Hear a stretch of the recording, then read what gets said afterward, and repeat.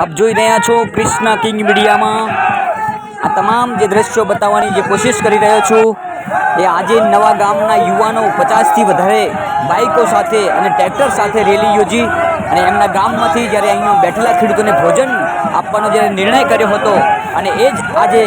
નવા ગામથી 50થી વધારે બાઇક્સના કાફલા સાથે અને ટ્રેક્ટર ભરીને આજે વાગતા ઢોલે અહીંયા ગુજરાત સરકારના નારા એમના વિરોધમાં લગાવી અને એક પછી એક ખેડૂતો ગભે ગભે મિલાવીને આપ જોઈ રહ્યા છો આ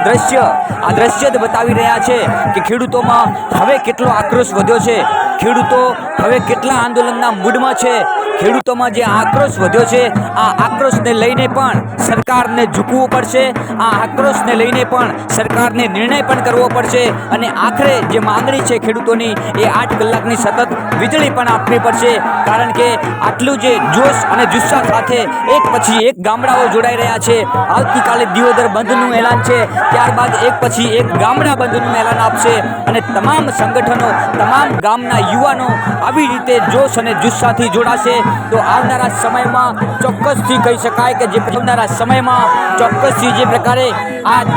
યુવાનોનો જોશ અને જુસ્સો જોઈ રહ્યા છો એ જ પ્રકારે આ જોશ અને જુસ્સો રહેશે. તો કોઈની તાકાત નથી કે ખેડૂતોને ઝુકાવી શકે, કોઈની તાકાત નથી કે ખેડૂતોની